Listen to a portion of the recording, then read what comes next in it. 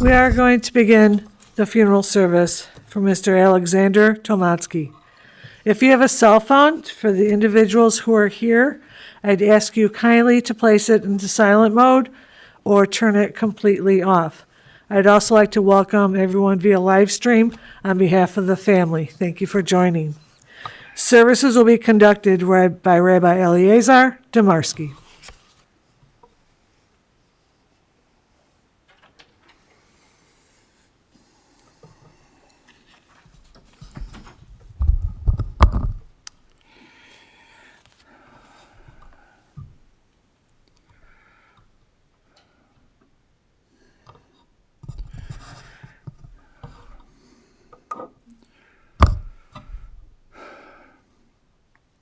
How do you put into words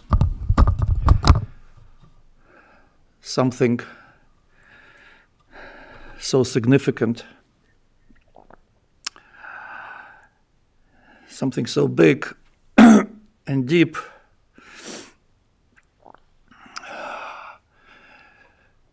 So you go back and look, what did people do before you? And the Talmud says, in an attempt to describe something so large, Talmud says if all the rivers in the world were ink, and every single tree in every single forest in the world would turn into kulmus, and a wide blue sky will be a parchment,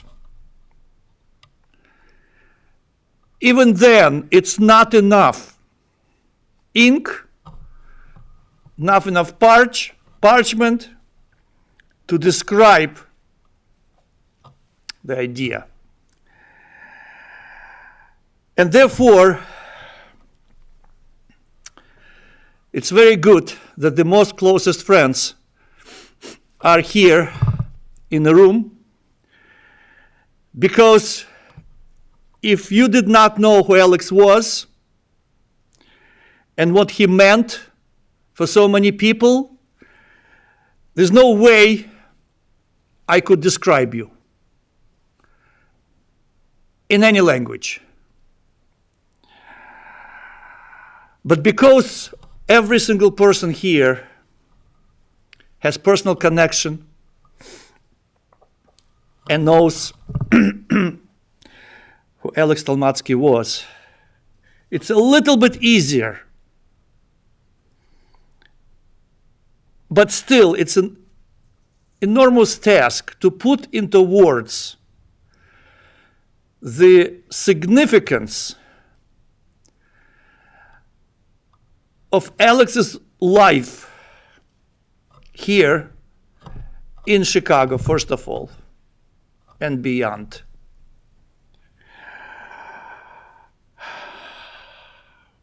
It's the middle of Passover, and the theme of Passover is let my people go. And we all here are a product, at least most of us, I'm speaking to Russian Jewish immigration here, we're a product of that demand, let my people go, to release Russian Jewry from a modern Egypt and to allow us to become free. Alex was one of the first results of this demand, let my people go.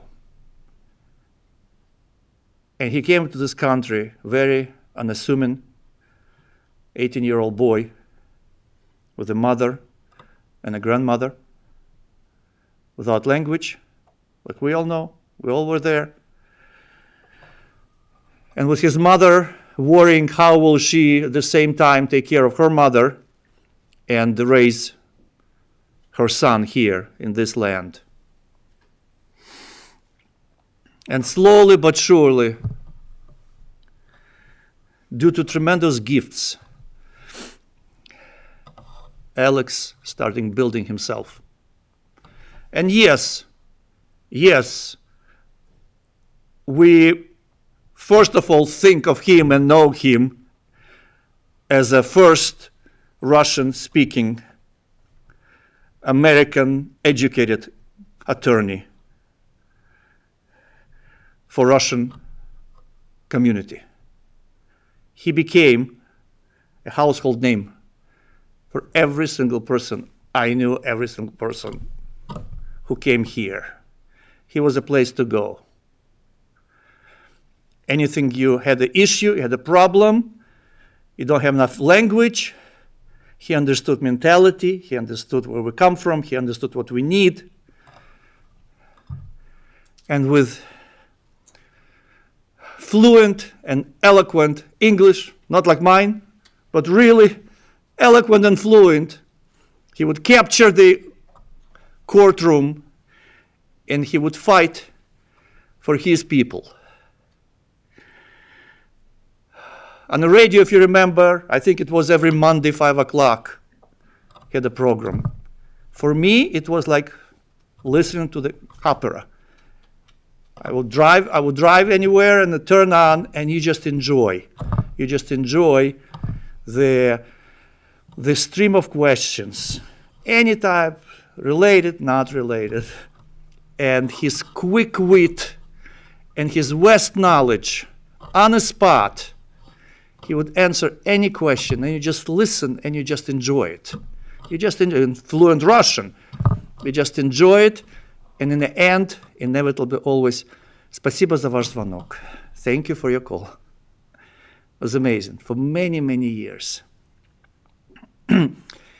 But this is the majority of people who knew him superficially. But in reality, Alex was so much more than that. He never put himself in a box of attorney, of lawyer. He was so much more than that to people, for people who really knew him, so much more, such a vast knowledge of pretty much of anything. Knowledge, appreciation of art, of music, of ballet, poetry, the classical music, Jewish music, classical bards, Vysotsky, Anna Kudjava. He knew all of, and he enjoyed, he appreciated. It's such vast gifts. Like you take a diamond and you polish, and you have so many sides. I don't know how many. I'm not familiar with diamonds. 12, 24, I don't know. Each one you turn to the light, each one shines. He had so many gifts and interests and personalities. And each one you turn, it's another light, it's another shine, it's another light. But it's more for people who knew him closer. He never forgot who he was, where he came from. And when he became known, there are many famous and successful lawyers, Russian lawyers in our community. There are many famous, successful doctors in our community. But he took one step further. He took responsibility for community. He was a face of Russian Jewish community. Whether it were picnics, if you remember 20, 30 years ago, every year picnics, 4 a.m. in Harm's Wood. I was there. 4 a.m., it just starts, dawn just starts, and the cars lining up. It's hard for me to explain to people who were not there or who were born later. It was like a first come, first serve. You have to pitch your tent. And people lined up to be first, and he was there. I remember he was there with police explaining, because they couldn't understand what the people doing 4 a.m. Picnic starts like 10 a.m. And he was explaining, he was there. He was a father of the community. He was a face, person to go. And when people finally pitched their tents and everybody came and parked on the grass, and dealership came and parked on the grass, and the police came and gave everybody tickets, on the radio next day they announced, "Don't worry, Alexander Tolmatsky we'll get back your money. For every ticket, just call us, he'll get back your money. And it continues from year to year, and continues other events. There were День Победы, Victory Days. He was part of it. Not just, he was delivering gifts, flowers, whatever, because he always remembered he is part of Russian Jewish community. He never forgot any favors. His first job was given to him in 1979. He was forever obliged and forever indebted to that family. I know a woman who told him, don't even think, go and be a taxi driver. With your head, go to law school. She told him to go to law school. He wanted to make quick bucks, 18-year-old boy, and he did. He forever was indebted to her. I know this firsthand. He was so much more than just his profession. He was involved in so many things, such a multifaceted person. People who looked at him, who had interaction with him, they thought he was just a lucky guy. Just a lucky guy. Was born smart, born genius. Just, everything was easy to him. But people who knew him closer knew it wasn't true. Everything he achieved was very hard work, hidden from eye. He loved to travel. But how many people knew that he was afraid of flying? But what do? You love to travel. What do? You work on yourself. You overcome the fear. It's in private. Nobody knows. Nobody sees. He liked good food, but he wanted to stay thin. What do? So Julia had a diet for him, and he followed. It's hard. It's very hard to follow a diet, those who did. And he did, and he succeeded, and he was so proud. He was so proud. There was nothing ever easy come, easy go for him. It looked easy. It was never easy. Everything he achieved was really hard work. And how many things were done in private? I'll just give you one example, personal example. When Alex called me late at night, and he said, there's somebody, there's a lady, a woman, we both knew her from our community. She's given birth, and it's not clear if child will survive. It's hard. And he says, Rabbi, please, I know I called you a few times, you didn't answer. Please be on a call, because I would need your help. And then later he called, and he told me that child did not survive, a boy. So he says, what do we need to do? What needs to be done? What needs to be done? A Jewish boy needs circumcision, even when he is dead. So at night, we found a mole. We brought him to the hospital, and he arranged, doesn't happen every day, such thing, that they allowed us, next room, we did everything, and next day, a funeral, very heartbreaking, and he just asked what has to be done, how much does it cost, this and this and this. He covered all the cost, and that's it. That's it. There was no article in the newspaper, there's no program on the radio. And it's just one small example of his vast mitzvahs.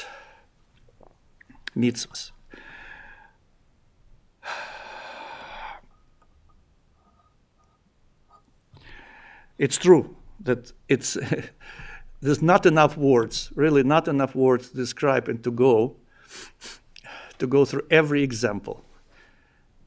I would just like to say that his knowledge, his time, and his pocket was a public domain, which means anybody had access to it. You need access to his knowledge, advice, you have it. You need his time, you have it. You need money for project, for personal need, you've got it. How many people he got on his feet to start off in business, in life, being in the shadow? that's just a glimpse of the person who he was. And again, every side of him was genius. He loved children. He was so lovable and approachable. And of course, his own children, Eric, Alan, Jamie, Josh, these were his children. Always, till the end. And there was another person who probably will kill me if I talk too much about her, but Julia, she was his life. She was his purpose of life. She was there in the right time, in the right second when she had to be there, when he needed her the most. And she was with him till the very end. And it's really not exaggeration. She was, when it was really what it got hard, she was the only reason for him to live. He lived for her. The reason for him to wake up next morning is to be able to see her, or at least to talk to her.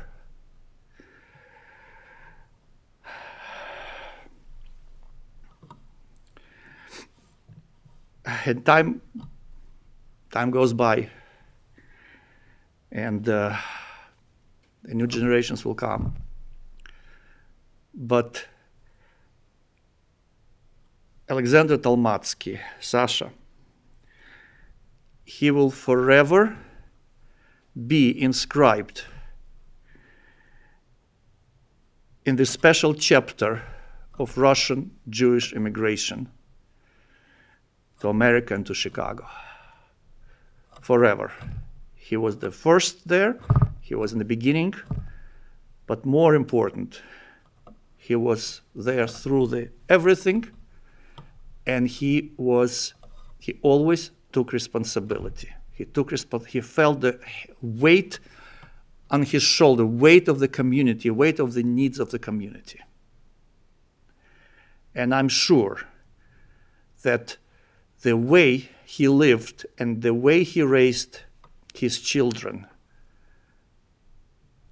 name Tolmatsky would be known and would continue to be household name for many, many generations.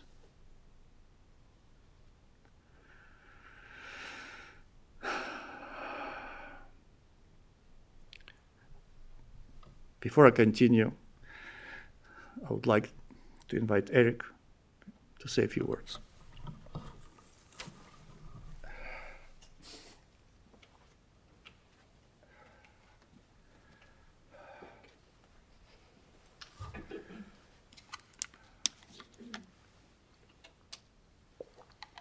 Hi, everybody.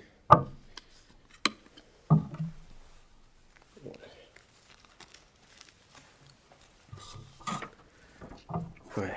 Before I start, my mom told me earlier this week that last time I gave a eulogy, I spoke a little too quickly. So I apologize if I overcorrect myself and go a little too slowly this time. I'm also speaking for my brother Alan and me, so I may run a little long. But on a serious note, I think it's important for me to acknowledge that I know a different Sasha than the majority of the people in this room. To you, he was a fixture within the Russian community, a lawyer and friend to many, someone who is revered for all of his accomplishments.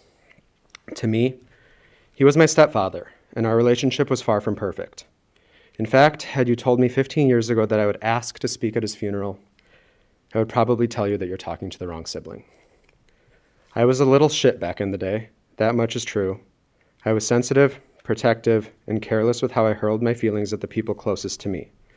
Unfortunately, Sasha bore the brunt of this teenage angst. But looking back on it, him and I never really had fights. Or I should say, he never fought back. Sasha was always patient with me and allowed me to say my piece, no matter how emotional I got. I think it was this aura of cool, calm collectedness that kept me pushing his buttons, seeing if something would finally get him to fight back. But man, does that feel like a lifetime ago, and I don't mean because of his stroke. Really, in the several years before his stroke, it felt like our relationship was turning a new leaf. I wish I had the opportunity to get to know Sasha as an adult, as someone who could accept his wisdom rather than fight against it. That would have been nice. I may not have gotten the opportunity to fully see that through, but in writing this, I decided to make a list of all the things I do know about my stepfather. 1, I know Sasha was a loving husband who adored his wife. It was not uncommon for my mom to get a call from the nurses at Warren Bar, Sasha's long-term care facility, because he wanted to talk to her. It was also not uncommon for this to happen multiple times a day. COVID unfortunately kept them apart for the vast majority of this past year, but recently my mom was granted a few visits. I happened to call her during one of her visits a few weeks ago. She put me on speaker, and I asked Sasha how it felt to see Mom. His answer, I'm ecstatic. I'm so grateful my mom was able to have these visits after so much time apart. 2, I know Sasha was a father and stepfather who took great pride in his kids. While he didn't get to celebrate some milestones like college graduations, postgraduate academic accomplishments, or personal milestones, he kept up with them all. My conversations with Sasha over the past few years have always touched on the other siblings. He was curious about Josh's life in New York, always asked about wherever Alan's medical school journey took him, and he even got to meet Jamie's dog Mochi on multiple occasions. No matter how old we get, I'll never stop thinking of us as the preteens eating Domino's in the kitchen every Tuesday night. Cinesticks and cheesy bread really fueled our family for a few years there. 3, I know Sasha was an accomplished and dependable lawyer for so many people in this room. I've heard several stories about Sasha's strengths in the courtroom, and it's clear that there really was no one like him. I'm sorry to anyone who is currently in a legal bind, but if I may offer a quick pro tip, if you're ever pulled over while driving, tell the officer you know Alexander Tolmatsky. Rumor has it this works pretty well in Northbrook, but you'll have to let me know its success rate in other jurisdictions. 4, I know Sasha was a great friend, fishing buddy, and card player. He was the life of the party with his dry humor, quick wit, and well-rounded intelligence. He was unforgettable, and I'm so eager to hear the memories his friends have to share. His legacy will be carried on in these stories, and that is a really special thing. 5, we all know Sasha was a big lover of food. A meal out with him was an experience in and of itself. It combined all of his favorite things: being with loved ones, the opportunity to make new friends, usually in the form of being too chatty with waiters, and of course, eating. Our family's favorite restaurant was the sushi spot Kagon. It felt like a second home. Whenever we showed up on a crowded weekend night, a table would magically appear for us no matter how full the place was. That was just Sasha. Mr. and Mrs. Lee loved and trusted our family so much that our carry-out platters of sushi would be given to us not in those plastic containers, but on the restaurant's own china with a note that said something like, "We need this back by Tuesday." There was always extra spicy mayo for Sasha. 6, I can't confirm this one, but I believe Sasha may have been the Louis Vuitton luggage department's #1 customer. I'm talking the works. His carry-on, garment bag, laptop case, passport holder, everything had those little L's and V's all over them. When he paired these items with one of his signature Adidas velour sweatsuits, you knew that man was destined for a stop at the Admiral's Club Lounge in O'Hare. And man, did Sasha love to travel. As children, we were fortunate enough to have seen the world with him, whether it was ski trips to Whistler, cruises around the Mediterranean, or winter breaks at all-inclusive Caribbean resorts. Sasha was determined to travel the world. I am so thankful he and my mom had the opportunity to make lifelong memories in Greece only a few months before his stroke. 7, I know Sasha was a Chicago sports fan, particularly the Blackhawks and the Cubs. It really is a shame that his stroke happened in September 2016, less than 2 months before his beloved Cubbies finally won the World Series. In the following years, my mom's sports knowledge grew immensely as well, only so she could monitor when games were on to make sure Sasha could watch either team play. From time to time, I would ask him who number 44 was on the Cubs. No matter how weak he got, Sasha never got the answer wrong. He always was confident it was Anthony Rizzo. There's one more thing I know about Sasha. I know he was cared for up until his very last moments. He was cared for by the wonderful staff at Warren Bar, especially Anthony, Kieran, Yolanda, Camille, Violet, Sabia, Rodrigo, Jessica, Jamie, Adam, Brittany, and Lonya. I literally had to cut some names from this list because what my mom gave me was so long. I do want to say that my mom is so grateful to everyone at Warren Bar, especially up till the end. Sasha was also cared for by some incredible doctors and nurses at far too many Chicagoland hospitals, including the Highland Park ICU nurse Desi, who graciously allowed all of Sasha's immediate family to spend his final hours with him. But most of all, and I cannot stress this enough, he was cared for so deeply by my mom, Julie. The amount of strength and resilience she has shown over these incredibly stressful past 4.5 years is nothing short of astounding. There is no doubt in my mind that Sasha survived as long as he did thanks to my mom's love and care. Sasha's battle was far from an easy one. His body was failing, but his mind stayed sharp. He was aware of what was going on, but was not able to physically help himself. I do not wish this fate upon anyone, neither Sasha's nor my mom's.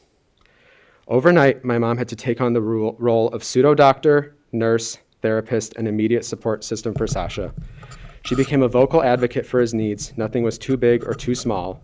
She monitored his dialysis schedule, researched every medication he was given, and learned over time what pill or what medication caused which side effects and how to better tweak the doses. She ensured Sasha was consistently comfortable in his new bedridden state. She kept his brain sharp through countless brain teasers, memory games, and trivia questions. Geography facts were their favorite, and if I'm being honest, he probably got more answers right than me. Listing out all the things my mom did for Sasha over these past several years would keep me talking for several years, so let's just say if there was any way to make his life easier, my mom tried it.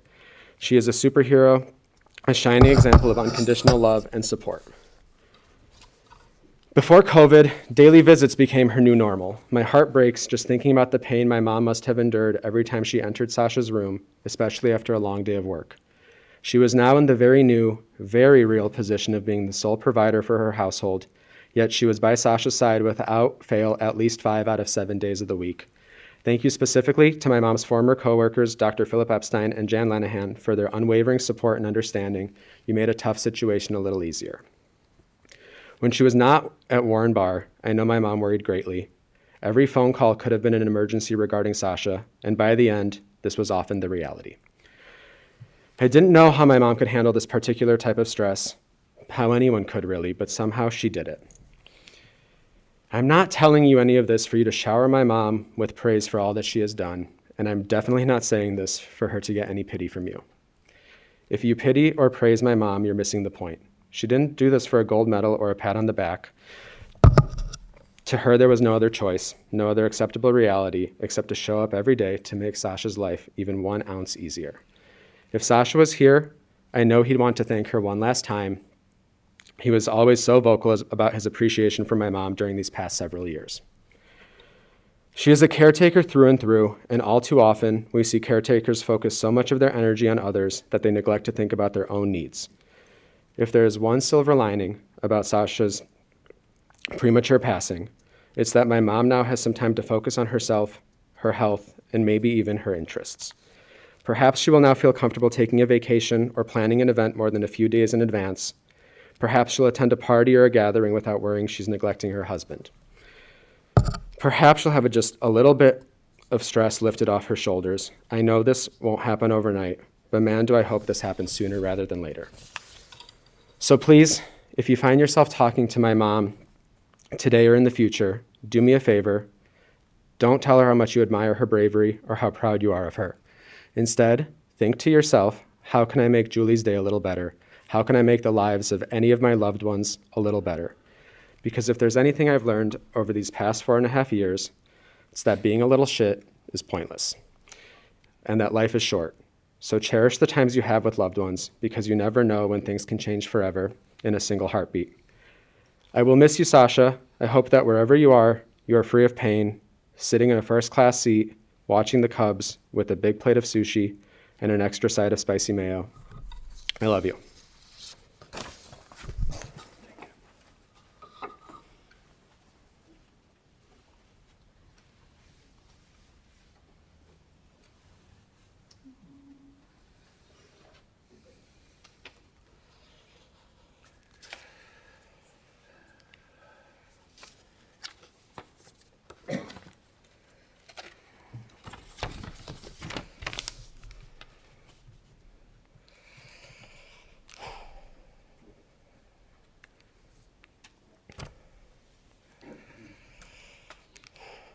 Thanks, Eric. Something we can all agree on is that everyone who knew my dad had strong feelings about him. I can confidently say no one ever met my dad and felt neutral or forgot about him. For as long as I knew him, he was someone who consistently evoked a strong reaction and who was adept at reading others. Although he and I put this skill set to use in different ways, I'm incredibly grateful for the wisdom and wit I acquired from him. Ever since I can remember, everyone around me has compared me to my dad. Whether it be a Russian person I don't even recognize saying Tolmatsky to me just because I look like him, or my grandma lovingly calling me Sasha, everyone seems to recognize all that we have in common. Even my dad used to marvel at how the lines on our hands matched up identically. Other than our good looks, Josh and I also inherited my dad's charm. And, of course, I have his sense of humor. Anyone who I have made laugh or my dad has offended knows exactly what I'm talking about. Dad, don't worry, I'll keep up the biting one-liners for you. Not only did my dad shape much of my personality, he also shaped my taste. While growing up, my mom did not have pop in the house, so of course I relished the bottomless Diet Cokes at my dad's. To this day, there is nothing that brings me greater joy than a cold Diet Coke. So many of my favorite memories with Dad are our countless sushi dinners at Kegon and our world-class travels together. I was so fortunate to visit Kiev with my dad to see where he grew up. It was such a humbling experience to recognize where we came from and how much my parents and many of you here have overcome. My dad immigrated here with his mother and grandmother. His courage allowed for all of them to have a better life. He earned his way to professional success with a work ethic that we all strive to emulate. And he wasn't afraid to spend what he made. My dad introduced me to opulent travel, boutique hotels, private tour guides, and fine dining, the luxuries in life he really appreciated. And he was always glad to share in that joy with others. One of my favorite memories was during grad school when my dad took me, Max, and 3 of my friends for an all-expense-paid trip to Las Vegas. Not many 20-somethings would want to take a girls' trip to Vegas with their dad, but I was confident we would have an unforgettable time. From the best brunch buffet I've ever seen to surprising us with first-class tickets on the red-eye home, my dad loved to spoil me, and I really loved and appreciated it too. Perhaps our most unique memory was when we went, just the 2 of us, to India for my college graduation. My dad had a blast planning our trip, and we really savored every moment of it. I got to watch my dad attempt to play polo on top of an elephant and schmooze with so many people that he still has 2 friends from the UK who email me to keep up with him. Like I said, he makes a strong impression. And even when we were local, we had a great time together. My last memory with my dad before his stroke was the week prior. We had amazing seats at a Cubs game just before they won the World Series. I feel so fortunate to have had a night eating, drinking, laughing, and at ease with him that I will continue to appreciate for the rest of my life. Since then, my dad had been resilient and persistent in navigating life at Warren Bar, none of which would be possible without Julie's dedication and commitment. I'm so grateful to you, Julie, for your devotion, to Dad's friends for your enduring love, and to all of you here for your care and support. Dad, I'm really grateful we were able to say goodbye to you in person. I hope you are done struggling and are now at peace. Thank you.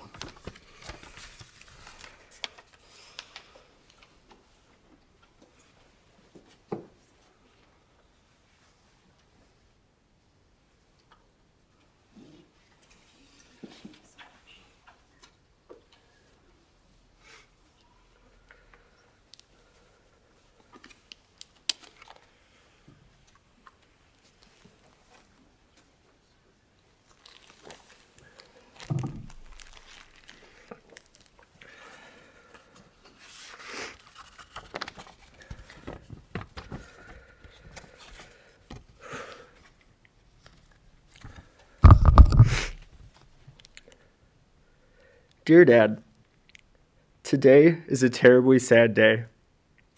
We have lost a man that was an enormous presence in all of our lives, a presence that will never be replaced.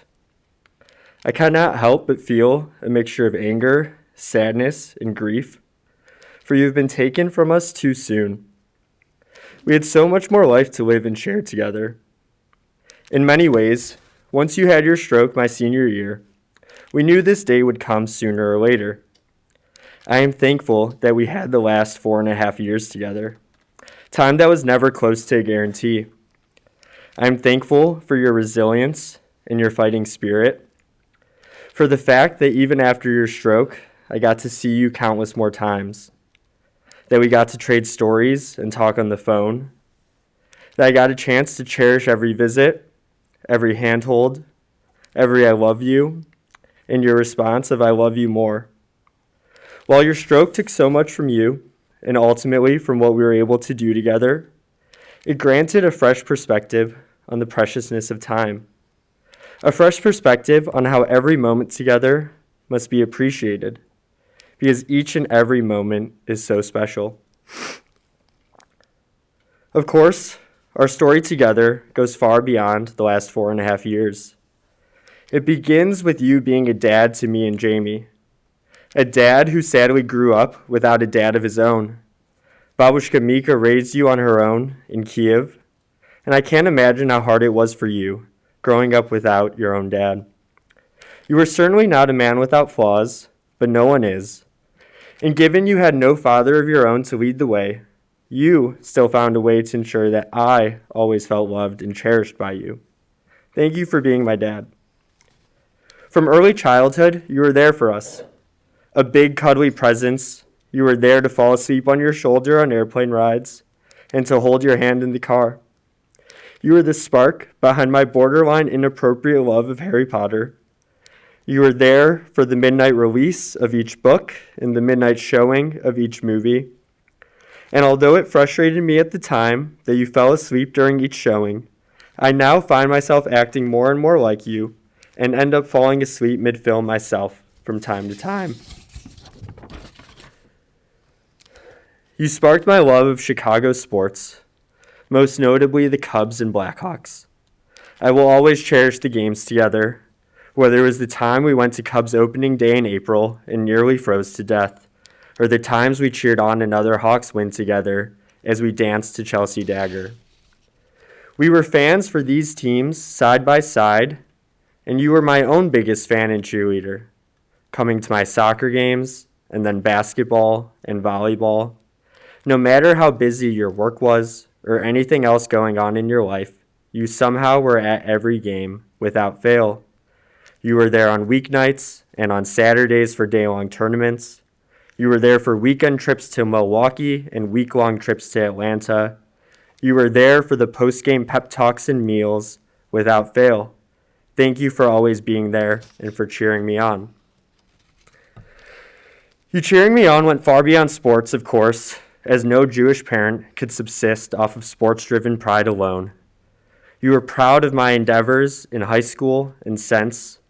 You shared joy-filled tears when I got into Penn, and you celebrated me loudly and proudly to anyone who would listen. Truly, some of my fondest memories together were when you visited me during college. Each visit from you was such a joy.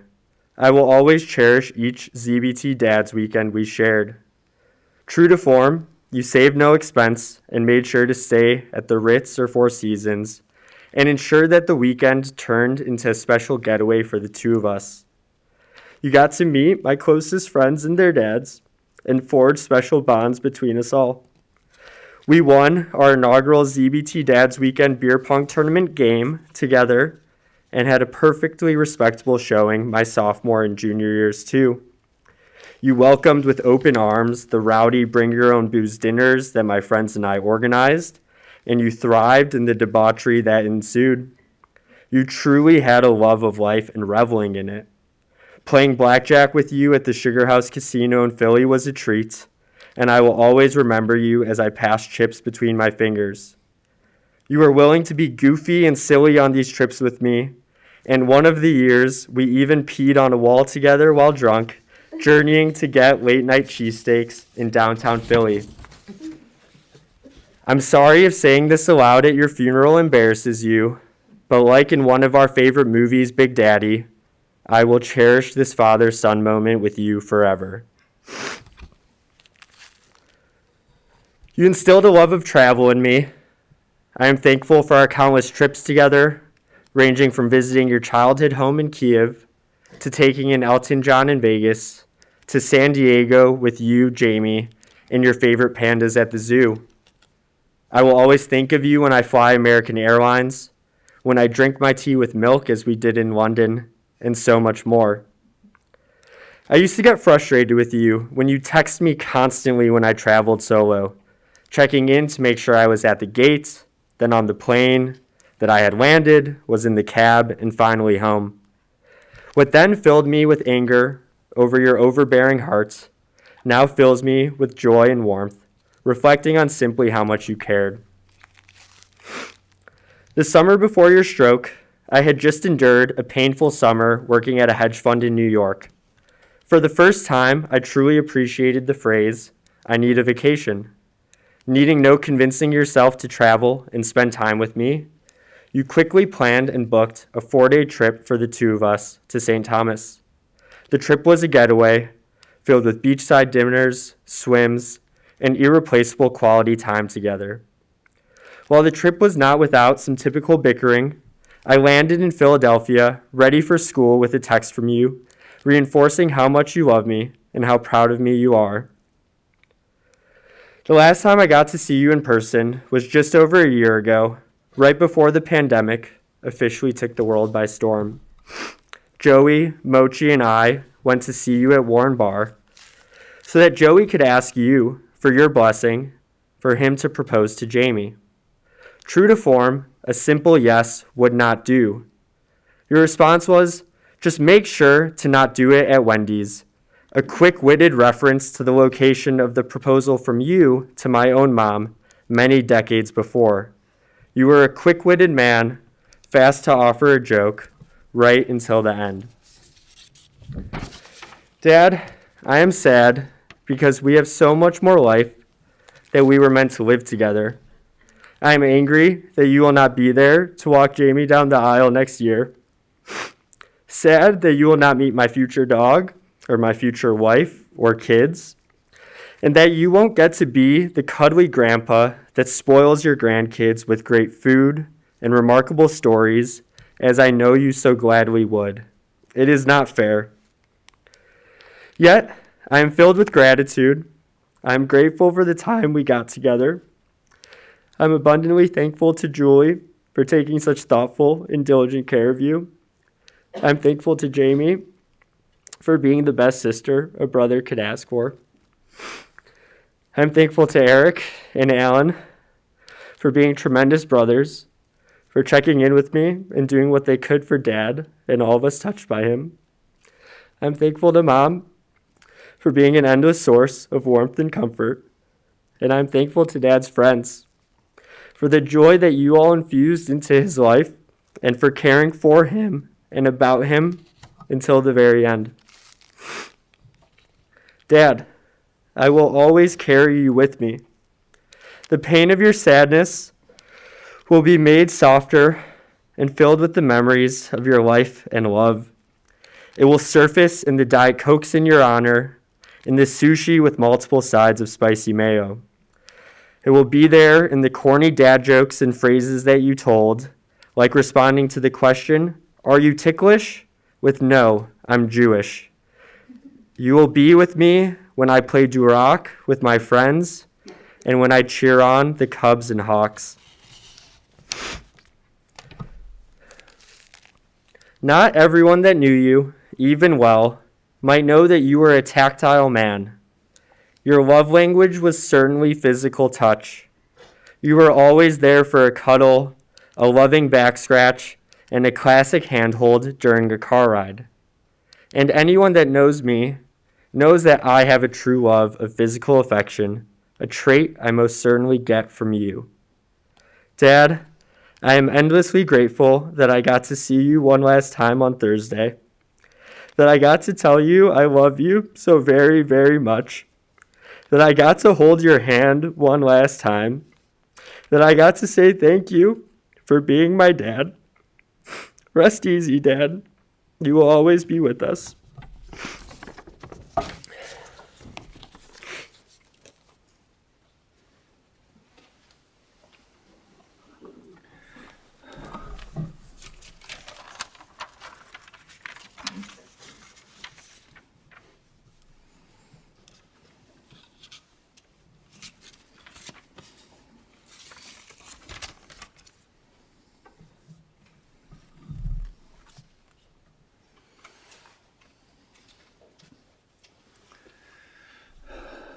Before I continue, I would like to ask if anybody from the audience would like to come up and say a few words.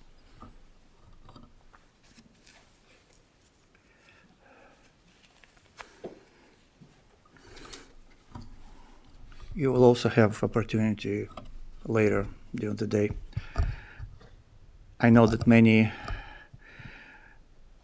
words of consolation came through emails and social media and texts. And I want to thank all those who wrote, and I would like to encourage you, keep writing. It's like a water to a thirsty person. It's all important to share your memories with the family. So keep writing.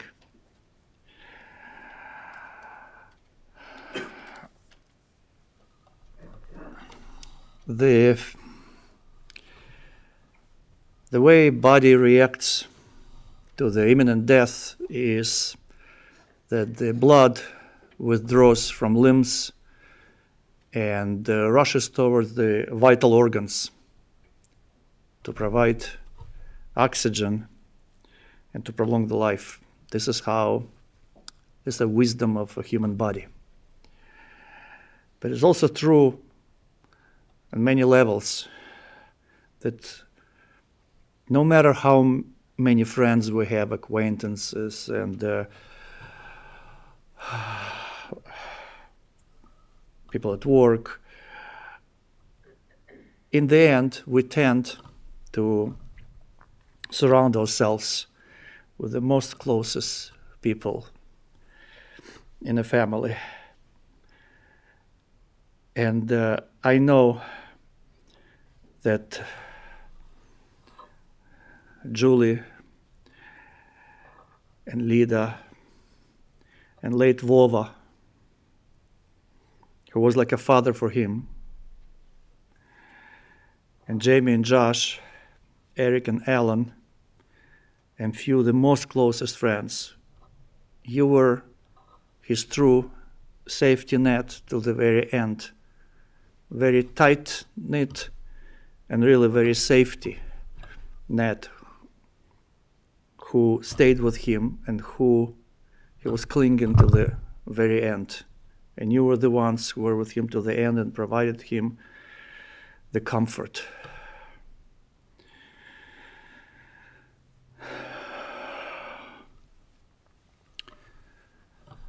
You know that a Torah scroll considered holy, to the point that we even try not to touch Torah scroll with the bare hands.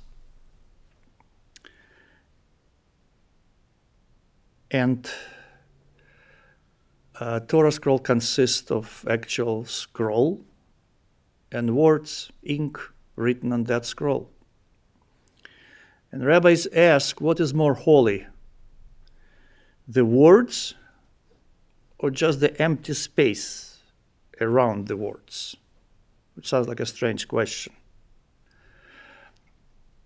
And the answer rabbis give is that when you write something, when you use that empty space and you wrote some idea, that's it. That space is used for that idea, and that's it. You cannot write something else in that space. So it's minimized to that one message. But the empty space is open indefinitely for many more ideas in potential. There many more ideas could be written in the empty space, and therefore the empty space is considered even more holy, of a potential of what could be done there. So I would like to invite all of you here to go beyond the words and to give a final tribute to Sasha's memory by silent prayer, by standing up and have a silent prayer where each one of you, in your own way, in your own thoughts, can think what place and what part in your heart and your minds Sasha occupied. So please join me.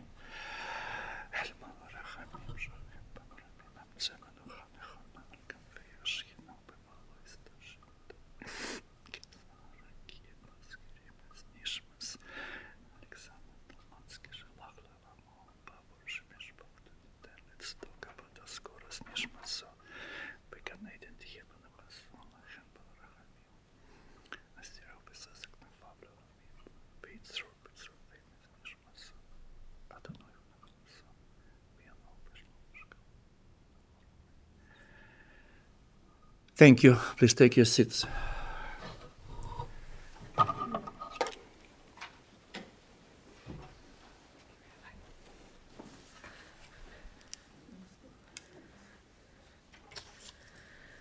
This does conclude the service here at the chapel.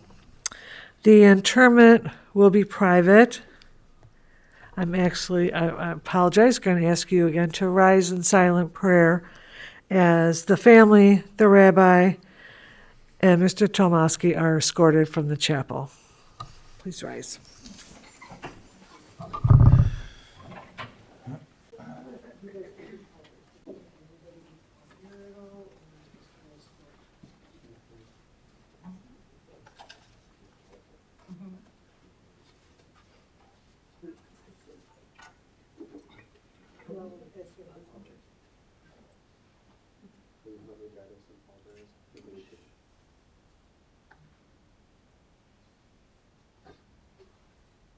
The gentlemen want to come forward maybe and vote?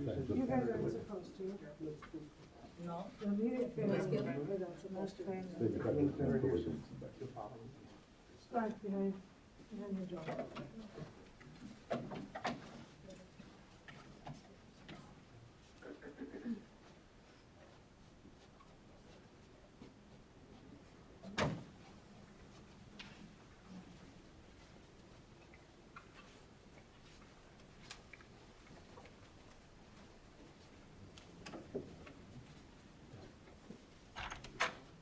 The family come right this way.